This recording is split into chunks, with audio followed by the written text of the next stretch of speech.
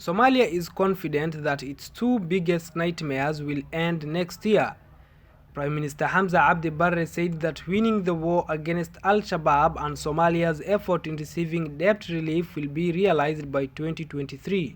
Prime Minister Hamza Abdi Barre said Mogadishu is optimistic that the future was bright as the government has put all its effort in dealing with two challenges. His administration has been commended for sticking to economic reforms despite a prolonged drought, the impact of Russia's war in Ukraine and continued security concerns. rajadu waxay tahay sanadkan soo socda ilaahay idinkiis 2023 waxaan rajaynayaa inagoo laba culays bay naga dhacay sanadkaas inuu inoo dhamaan doono hadii ilaahay ilaado culayska koowaad waa culayska al-Shabaab.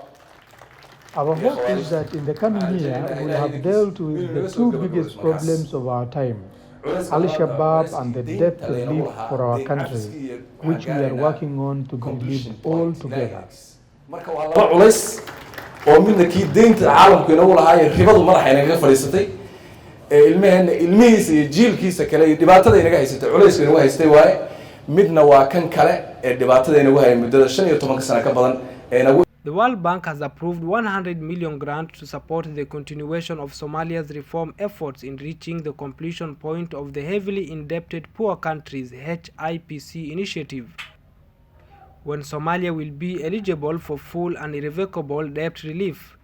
The operation supports the government's efforts to improve fiscal transparency and increase revenues through the harmonization of customs regimes across the federation and improving the governance of intergovernmental fiscal transfers. It would also open up new sources of financing for Somalia, a big help as the country works to implement development programs and promote growth and employment. One pillar of the country's economic reforms would be to improve domestic revenue, including through enhancing collection of sales taxes. Debt relief will help create the building blocks for strengthening intergovernmental fiscal cooperation to enhance the ongoing state stabilization agenda critical for stimulating inclusive economic growth by fostering trust and enhancing financial transparency between the federal government and member states.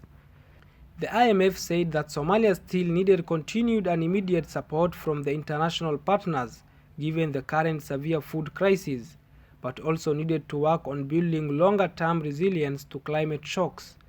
Somalia's outlook remained clouded, with GDP growth for 2022 projected at 1.9%, down from 2.9% in 2021, and inflation projected to reach 9% from 4.6% in 2021, the IMF said.